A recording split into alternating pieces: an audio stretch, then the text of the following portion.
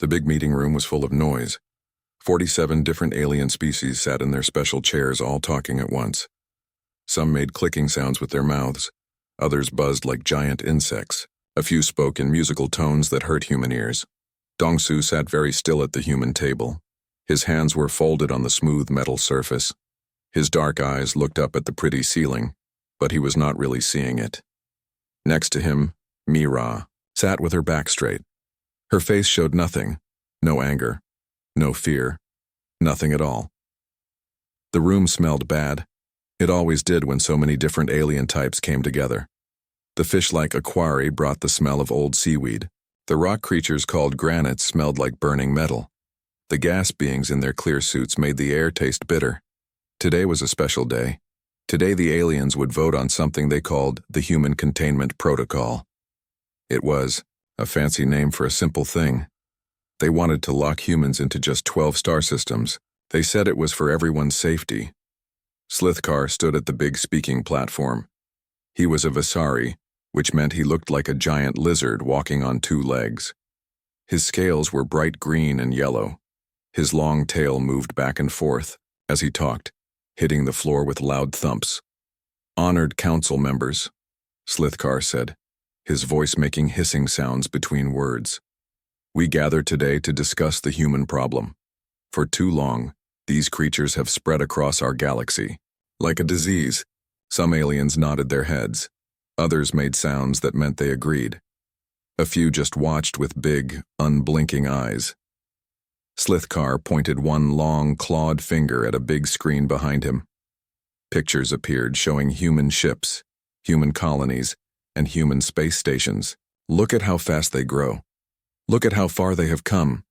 50 years ago they could barely leave their homeworld. Now they are everywhere." The Vasari's forked tongue flicked out as he spoke. "They make friends with the wrong species. They give weapons to planets that should not have them. They ask too many questions about things that are not their business." Mira's hand moved slightly on the table. Just a tiny movement, like she was going to write something down. But then her hand stopped. She did not pick up her pen. She did not make any notes at all. "But the worst thing," Slithkar continued, "is how they think. They are not logical like the Great Thek. They are not peaceful like the wise Neem. They are emotional. They are unpredictable. They are dangerous." An alien that looked like a walking crystal stood up. This was Keth Major, one of the Thek leaders. When he spoke, his voice sounded like wind blowing through broken glass. "The humans have helped our people many times," he said slowly. "They have shared their knowledge. They have fought beside us against pirates and raiders." "Exactly." Slithkar's tail hit the floor extra hard. "They fight too much. They are too quick to use violence. This proves they cannot be trusted with freedom." A being made of swirling gas spoke from inside its clear suit. The voice came out sounding like music played backwards. "The humans have never attacked a council member world," it said. "They have followed all our rules." "They follow rules now," Slithkar replied. "But what happens when they get stronger? What happens when they decide our rules are wrong? We must act before it is too late." Dongsu shifted slightly in his chair. It was such a small movement that most aliens did not notice. But Mira saw it. She knew her boss well. That tiny shift meant he was thinking hard about something. The debate went on for hours. Aliens stood up and made long speeches. They showed graphs and charts on the big screen. They talked about trade numbers and population growth. They spoke of fear and safety and the need to protect their way of life. Through it all, Dongsu and Mira said nothing. They did not stand up to defend humanity. They did not argue against the lies being told. They just sat there like stones, watching and listening. Some aliens found this strange. The Draknari representative, a being with too many arms and eyes like black holes, kept looking at the human table. "Why do they not speak?" it whispered to its neighbor. "Are they planning something?" The voting began as the room's lights started to dim, marking the end of the standard day cycle. One by one, each species announced their choice. The Vasari voted yes, of course. So did their allies. The proud hegemony species voted yes because they thought humans were beneath them. The scared Rim-worlders voted yes because they were afraid of everything. A few voted no. The Thek remembered how humans had helped them fight off invaders. The Akari recalled human doctors who had saved their children from plague. The small Meridian Alliance voted no because they believed in being fair. But it was not enough. When the final count was announced, 37 species had voted yes. Only 3 voted no. 7 others chose not to vote at all. "The motion passes," announced the council leader, an ancient being that looked like a tree with eyes. "The human containment protocol is now law. Humanity will be restricted to 12 designated systems. All human ships outside these zones have 30 standard days to return home." The room filled with the sounds of satisfaction from some species, worry from others. But from the human table came only silence. Dong-Su stood up slowly. He was not a tall man, but something about the way he moved made aliens stop talking and look at him. He straightened his dark blue jacket and picked up the small bag he had brought. Mira stood too, her movements just as calm and controlled. Without a word, without even looking at the other council members, Dong-Su walked toward the exit. His footsteps were quiet on the metal floor. Mira followed exactly 2 steps behind him, just as she always did. They reached the big doors that led out of the council chamber. Dong-Su stopped for just a moment and turned back. His eyes moved, slowly across the room, looking at each alien species that had voted to cage his people. His face still showed nothing, but somehow that made his look more frightening than any angry expression could have been. Then he turned and walked out. Biu. Doors closed behind them with a soft hiss. The silence they left behind was deeper than the space between stars. Captain Tae-jin was drinking his morning coffee when the message came. He was sitting in his ship's small kitchen, watching the stars outside the window, when his communication device beeped. The message was short, just 4 words. "Pack light. Come home." It came from Earth Command, but it was not signed by anyone. There was no explanation, no emergency alert, no panic in the words. Just those 4 simple words that every human in space received at exactly the same time. Tae-jin set down his coffee cup and walked to the bridge of his cargo ship, the Lucky Dragon. His crew was already there, looking confused. They had all gotten the same message. "Captain," said his first officer, a young woman named So-young. "What does this mean? Are we in some kind of trouble?" Tae-jin looked at the message again on his main screen. Around the galaxy, he knew that thousands of other human captains were looking at the same words. "I think," he said quietly, "it means exactly what it says. We're going home." The Lucky Dragon was carrying computer parts to a Thek colony world. It was good cargo, worth a lot of money, and the Thek were always fair customers. But Tae-jin found himself making a choice that surprised even him. "Change course," he told So-young. "We're delivering this cargo early." "But Captain, we're not supposed to arrive for another week." "We'll arrive early and leave early," Tae-jin said. His voice was calm, but something in his eyes made his crew move quickly to obey. 3 days later, the Lucky Dragon dropped off its cargo and headed for Earth. The Thek who received the goods were confused about the early delivery, but they did not complain. They had learned that humans often did things in ways that seemed strange but usually worked out fine. On the other side of the galaxy, Dr. Hai Wan was in her laboratory on Kepler 442b. She was working on something very important, a new way to grow food in space that could feed billions of people. Her research team included aliens from 4 different species, all working together on the project. When she got the message, Hai Wan stopped what she was doing and began copying all her research files to a special secure drive. Her alien teammates watched her with growing worry. "Dr. Hai Wan," said Clethar, an Akari scientist with skin that looked like blue crystal. "What are you doing? We are so close to a breakthrough." Hai Wan smiled at her friend, but it was a sad smile.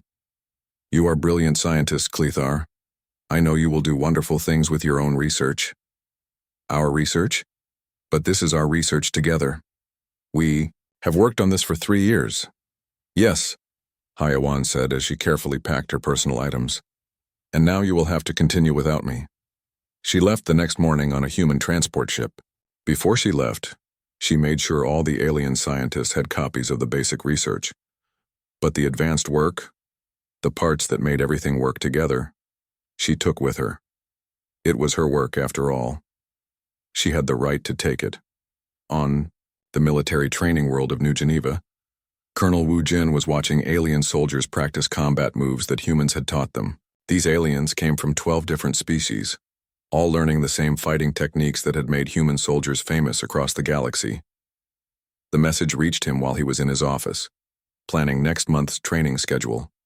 He read it twice, then opened his desk drawer and pulled out a file marked Evacuation Procedures. Every human base had such a file, but no one thought they would ever need to use it. By the end of the week, the human training base was empty. The advanced simulators were turned off. The quantum communication arrays were shut down. The medical facilities that could heal almost any injury were powered down and locked. The alien soldiers stood outside the base gates, confused and angry. They had paid good money for this training. They had signed contracts. Where were the humans? Going? Why would they leave so suddenly? But there were no humans left to ask. Even the human cooks and janitors were gone. The base was empty except for the alien students, and they did not have the access codes to turn anything back on. All across human space, the same thing was happening. Human merchants finished their current deals but did not sign new ones. Human doctors completed their current treatments but did not take new patients. Human teachers finished their current lessons but did not plan new ones. On the great trading station called Nexus, engineer Su Jin was the only human among 5,000 alien workers. Her job was to keep the station's power systems running smoothly. It was not exciting work, but it was important. Without power, the entire station would die in space. When Su Jin got the message, she began writing detailed reports about all the systems she maintained. She wrote down every small adjustment she had made, every tiny improvement that kept everything working. But as she wrote, she realized that many of her fixes were based on feelings more than facts. She could describe what she had done, but she could not explain why she had known to do it. She left the reports on her desk and packed her few belongings. The next human transport ship would take her home. The alien engineers who would replace her were smart and well-trained, but they had never seen anything like the hybrid systems that Su Jin had been maintaining. In the Vessery Empire, Lieutenant Jeho was officially just a liaison officer. His job was to help human and Vesari forces work together. But unofficially, he had become the person who really understood their long-range sensor networks. The Vesari had built the sensors using their own technology, but human improvements had made them much better. Jeho's modifications allowed the PAO sensors to see stealth ships that should have been invisible. This had made Vessery space very safe from pirates and raiders. When Jeho quietly left his post, he took all his personal notes with him. The Vessery did not think this was important. After all, they had built the sensors. How hard could it be to maintain them? They would learn the answer to that question very soon. On colony worlds and space stations, in research labs and trading posts, humans were packing up and going home. They did not make angry speeches. They did not demand explanations. They did not threaten anyone or break any laws. They just left. Some aliens tried to convince them to stay. The Akari offered better working conditions. The Thek offered more money. Even some Vesari, the ones who worked closely with humans, asked them not to go. But the humans had made their choice. The galaxy had voted to contain them, so they were going home to be contained. It was that simple. As the last human ships disappeared into hyperspace, heading for the 12 systems they were now restricted to, something strange began to happen across the galaxy. Small problems started appearing. Tiny malfunctions that no one had noticed before because humans had always fixed them quietly. Computer systems began running a little slower. Power generators needed adjustment more often. Trade calculations took longer to complete. Medical equipment gave slightly less accurate readings. But these were small things. Surely the advanced alien civilizations could handle such minor issues. After all, they had been in space for thousands of years before humans even learned to make fire. The galaxy was about to learn just how wrong that assumption was. 6 months had passed since the last human ship left Council space. At first, everything seemed fine. The aliens congratulated themselves on solving the human problem so easily. But slowly, like water seeping through cracks in a wall, problems began to appear. Engineer Sujin had been the only human on Nexus Station, working with thousands of alien technicians. Before she left, she had written careful reports about all the systems she maintained. The alien engineers read these reports and thought they understood everything. They were wrong. The first sign of trouble was small. The main fusion reactors that powered the station started showing tiny variations in their output. Not dangerous variations, just small changes that made the power flow less smooth. The alien engineers checked all their instruments and found nothing wrong. "It is probably normal," said Chief Engineer Veltar, a being with 6 arms and skin like purple rubber. All machines changed slightly over time. But the variations got bigger. Power flickered in some sections of the station. Lights dimmed unexpectedly. Computer systems rebooted themselves for no clear reason. The alien engineers worked day and night, but they could not find the cause. What they did not understand was that Sujin had not just maintained the systems. Over the years, she had made hundreds of tiny improvements. She had adjusted the fusion flow rates based on the station's daily rhythms. She had modified the power distribution grid to handle the unique energy signatures of different alien technologies. She had done this work using intuition as much as training, making changes that felt right even when she could not explain why. Now, without her constant adjustments, the systems were slowly returning to their original settings that had been designed for a much simpler station, not the complex trading hub that Nexus had become.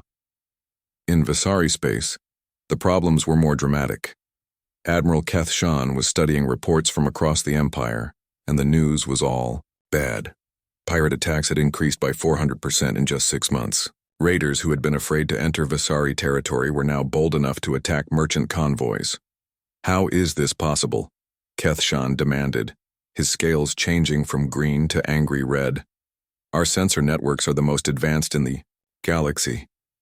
His aide, a younger Vasari named Silmoth, looked uncomfortable. "Sir, there seem to be problems with the long-range sensors. They are not detecting stealth ships as well as they used to." "That is impossible. Lieutenant Jeho made some small improvements, but the sensors are Vasari technology. We built them. We understand them. But they did not understand them. Not completely." Jeho's small improvements had been based on human understanding of quantum mechanics that was different from Vasari knowledge. Humans saw patterns that Vasari minds could not perceive. They made connections that seemed illogical but somehow worked. The Vasari tried to recreate Jeho's modifications using his notes, but the results were disasters. One sensor array overloaded and exploded, destroying a small asteroid base. Another created a quantum resonance that disrupted hyperspace travel for 3 star systems. The Vasari had built the sensors, but the humans had made them truly effective. Without human insight, they were just expensive machines that barely worked. On the trading world of Commerce Prime, markets were crashing every few days. Trillions of credits were being lost as complex financial algorithms failed without warning.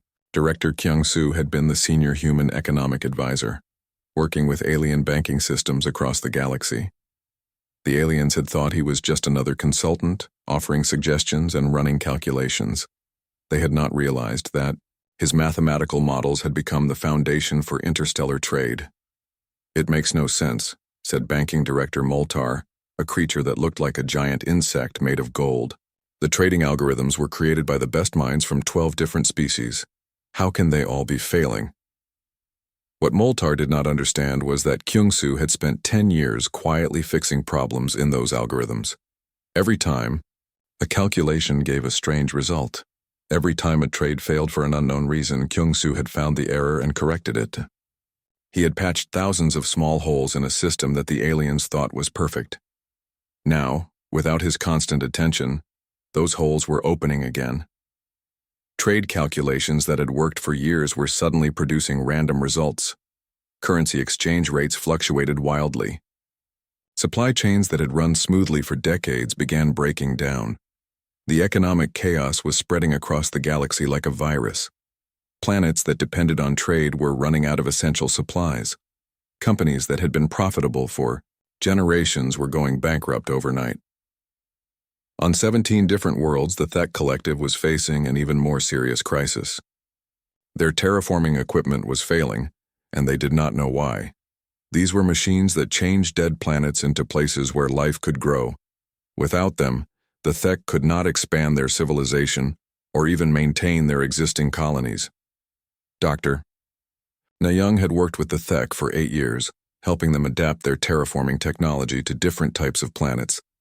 The Thek had thought she was just providing minor technical support. They were wrong. The Thek mind was perfectly logical, capable of incredibly complex calculations, but that same logic made it hard for them to handle the chaotic variables of natural ecosystems. Dr. Nayung's human intuition had filled in the gaps where Thek logic failed. She had modified atmospheric processors to work with unusual gas mixtures. She had adjusted soil treatment systems to handle different mineral compositions. She had fine-tuned weather control systems to create stable climates on worlds that should have been impossible to terraform. Most importantly, she had done all this using what the Thek considered illogical human instincts. She made decisions based on feelings and guesses that the Thek could not understand or duplicate. Now their terraforming equipment was producing poisonous atmospheres instead of breathable air. Soil treatment systems were creating toxic waste instead of fertile ground. Weather control systems were generating violent storms instead of gentle rains. 3 Thek colonies had already been evacuated. 14 more were in danger. The Thek were facing the destruction of hundreds of years of work. In the Great Council chambers, emergency meetings were being held almost every day. Representatives from different species stood up and demanded answers that no one could give. "Where are the humans?" demanded Councillor Plexnon of the Draknari. "Why will they not answer our communications?" "They are following the containment protocol," replied Slithkar, though the Visari's voice was not as confident as it had been 6 months earlier. "They are staying in their assigned systems, exactly as we ordered." "But the economy is collapsing," shouted Representative Colmore of the Hegemony. "Our people are suffering." "That is not the humans' responsibility," Slithkar said, but his scales had turned a worried gray color. "We can solve these problems ourselves. We are advanced civilizations. We do not need human help."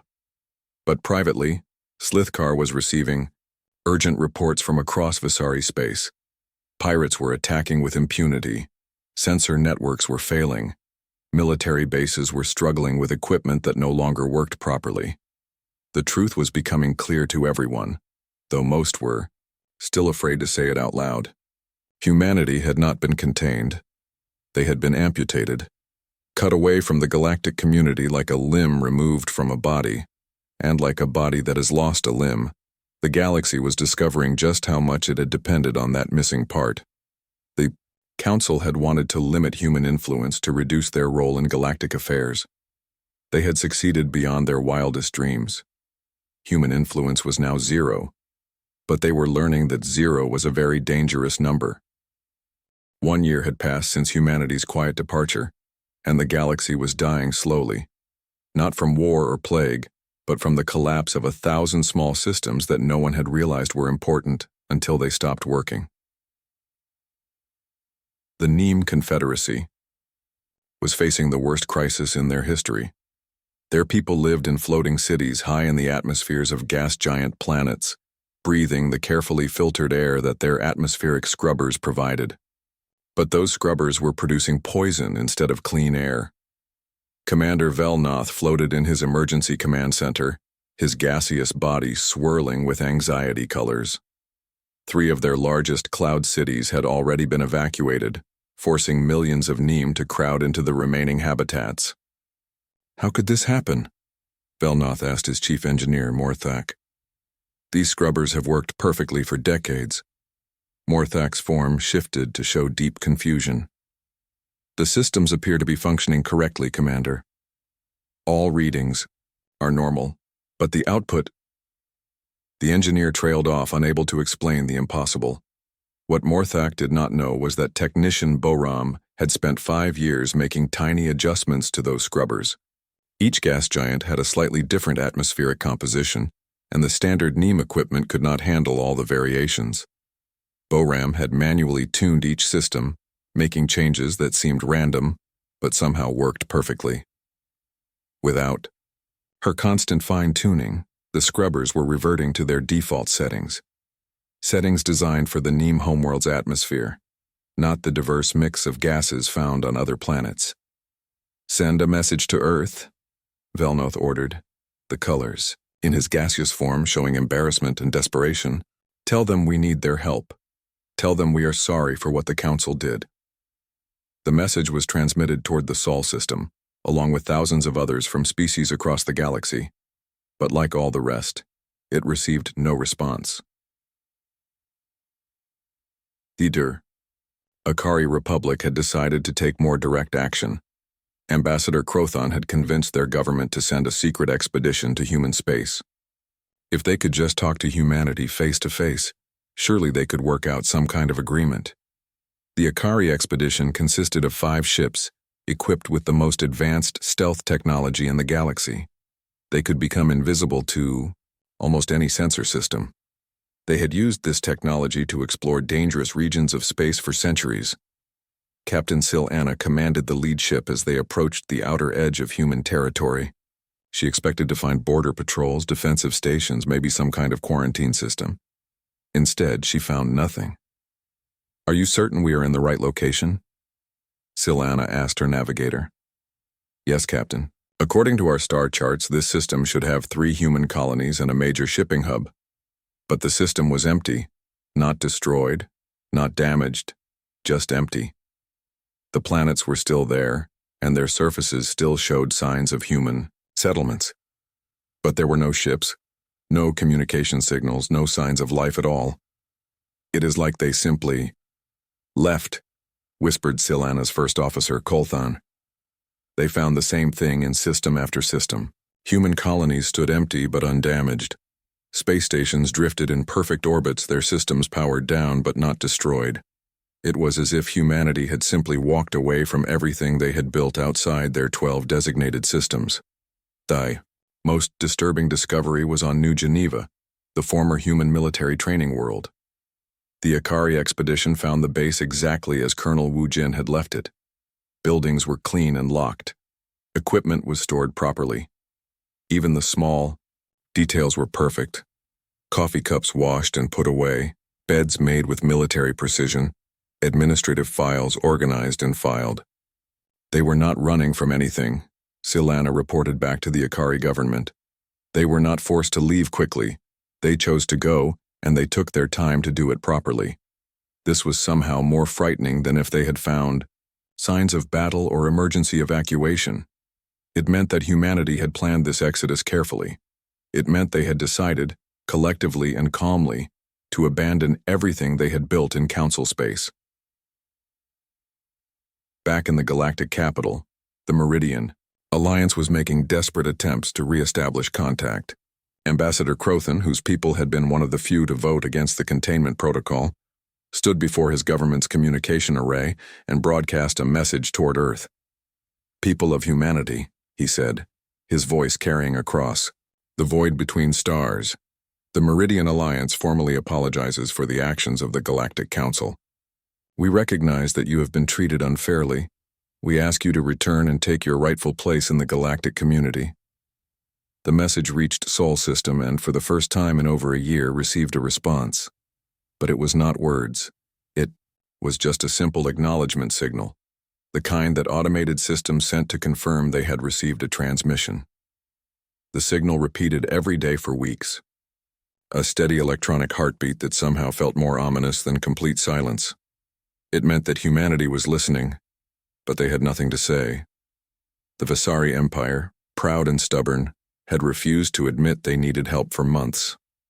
But when their 4th attempt to rebuild their sensor network resulted in a space-time distortion that destroyed an entire star system, even they had to face reality. Admiral Keith Sean stood before the Visari High Command, his scales a dull gray, of defeat. The situation is critical, he reported. Pirate attacks are increasing daily. Our merchant fleets are afraid to leave port. Our colonies are demanding protection we cannot provide. What do you recommend? Asked Supreme Leader Varthok, her ancient scales scarred from a lifetime of battles. We must contact the humans, Kethshan said, the words tasting like poison in his mouth. We must ask for their help. But when the Visari sent their message to Earth, they received the same response as everyone else, a simple acknowledgement signal, repeating endlessly like a digital heartbeat. The most desperate attempt came from the Thek Collective. Using their advanced computational abilities, they tried to reverse engineer every piece of human technology they could find. They analyzed Dr. Na Young's terraforming modifications down to the molecular level. They created perfect mathematical models of every system she had touched. But when they tried to implement these models, the results were disasters.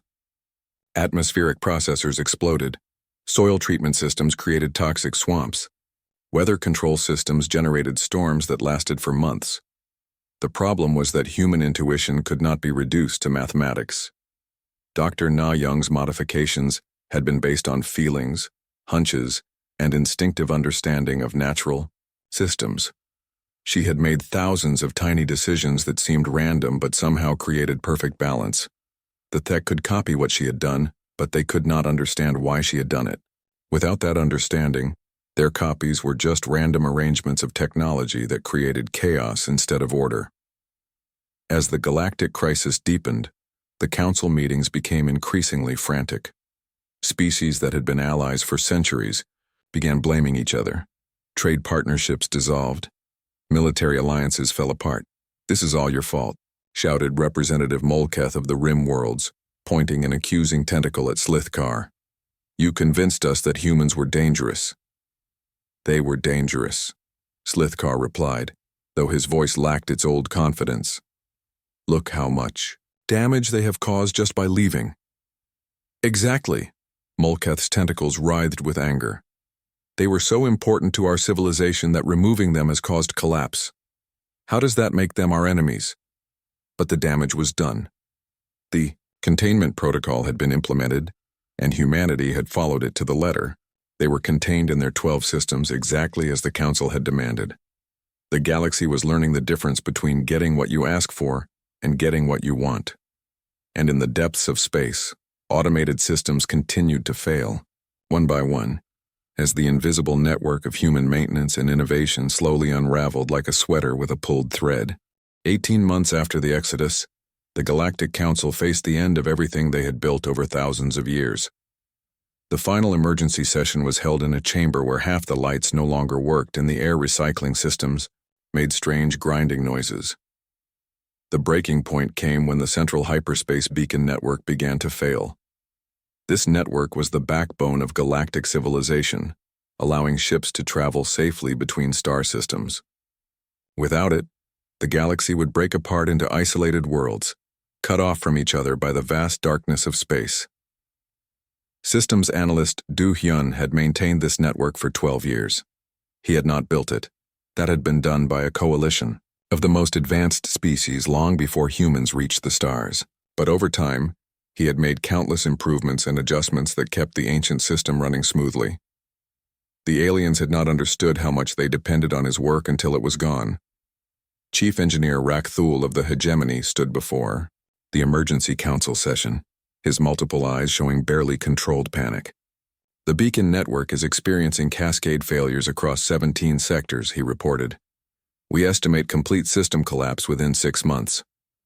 A horrified silence filled the chamber. Without the beacon network, ships trying to use hyperspace would be lost in the void between dimensions. Trade would become impossible. Communication between worlds would take decades instead of days. The galactic civilization would end. "Can it be repaired?" asked Counselor Plexnon, though his voice suggested he already knew the answer. "We have tried," Rakthul admitted, "but the modifications made by the human technician are beyond our understanding." His adjustments were based on intuitive understanding of hyperspace mechanics that our best scientists cannot duplicate. Speaker Ventar of the Akari stood slowly, his crystalline form dim with exhaustion and defeat. He had not slept properly in months, spending his time trying to coordinate emergency aid to failing colonies across the galaxy. "I move," he said, his voice crystal clear despite his weariness, "that we formally request the return of humanity to Council space with full privileges and our sincere apologies for our past actions." The motion hung in the air like a confession of total failure. For several minutes, no one spoke. Then, one by one, voices began calling out their support. The Thek Collective seconds the motion. The Neem Confederacy agrees. The Meridian Alliance supports this proposal. Even species that had been among humanity's strongest opponents found themselves voting yes. The Hegemony, the Rim Worlds, the Draknari. All of them faced the choice between their pride and their survival.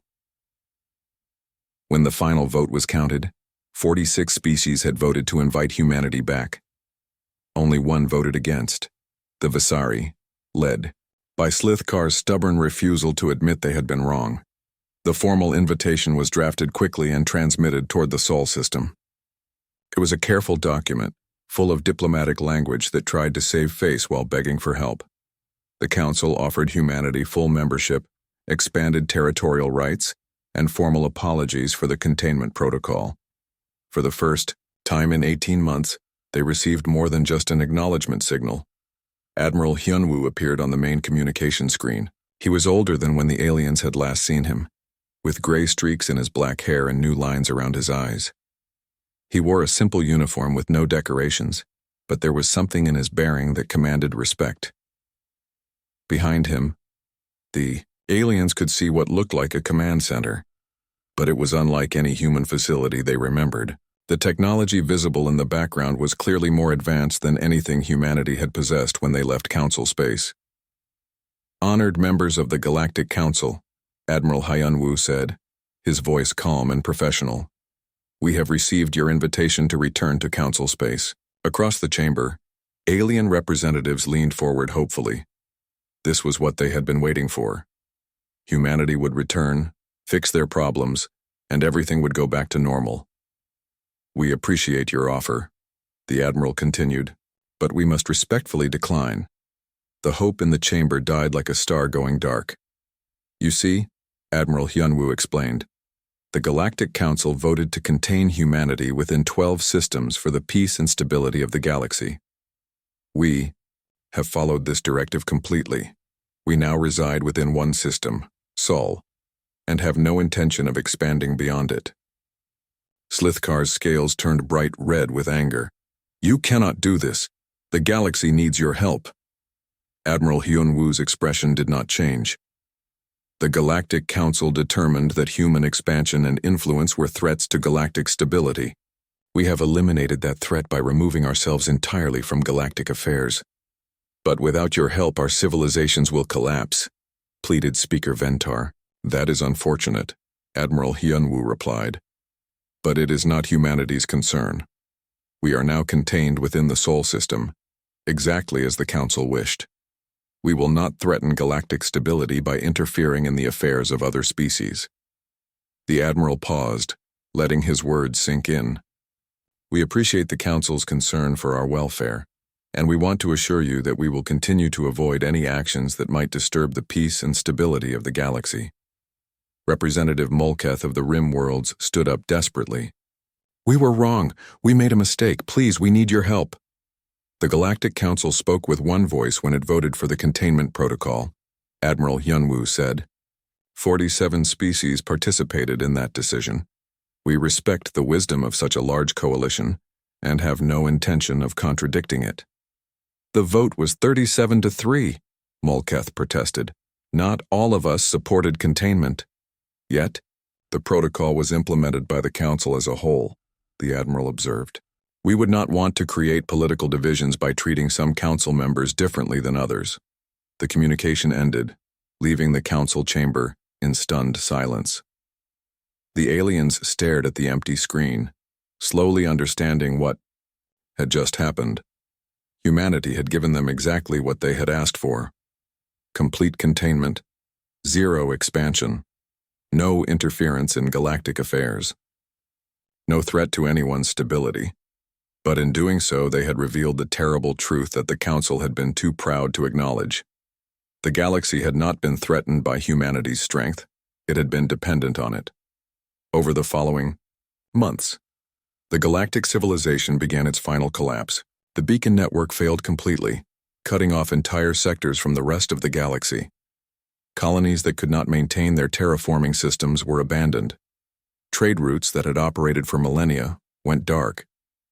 Some species survived by retreating to their homeworlds and rebuilding their civilizations with purely indigenous technology. Others were not so fortunate. The Neem lost half their population when their atmospheric scrubbers finally failed completely.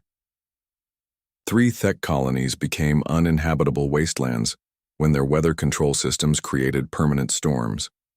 The Vessery Empire, once proud and powerful, fragmented into dozens of small kingdoms as their infrastructure collapsed. Without their sensor networks, they could not maintain control over their vast territory. Pirates and raiders, once kept in check by human-improved detection systems, now roamed freely through what had been the safest space in the galaxy. But perhaps the most telling change was on Nexus Station. The great trading hub that had been the center of galactic commerce was slowly dying. Without Engineer Sujin's constant adjustments, the fusion reactors became increasingly unstable. Power failures were now a daily occurrence. The few remaining traders spoke in whispers about the human systems, the 12 star systems where humanity had been contained. Ships that ventured too close to human space reported seeing things that should not have been possible. Megastructures that dwarfed anything in Council space. Energy signatures unlike anything in known technology. It seemed that humanity, freed from the obligation to help maintain galactic civilization, had focused all their energy on advancing their own technology. While the galaxy slowly fell apart, they had been building something new and wonderful in their isolated corner of space. The final council session was held in a chamber lit only by emergency lighting. Fewer than half the species were represented. The others had lost the ability to send ships across the galaxy's broken hyperspace network. "I call this session to order," announced the council leader, though his tree-like form was withered and dim, though I suppose there is nothing left to discuss. Slithkar, the Visari who had championed the containment protocol, stood slowly. His once bright scales were now dull gray, and his movements showed the weight of his years and failures. "I wish to make a final statement," he said, his voice barely above a whisper. "We sought to contain humanity because we feared their strength. We have succeeded beyond our wildest dreams. They are contained, isolated, no longer a threat to anyone." He paused, looking around the nearly empty chamber. "We have achieved exactly what we wanted, and in doing so, we have destroyed ourselves." The old Visari sat down heavily, and the chamber fell into a silence that would never be broken. The Galactic Council, after thousands of years of rule, had finally accomplished its goal of protecting the galaxy from humanity. The protection had been perfect, and perfectly fatal. In the Sol system, humanity continued their quiet work.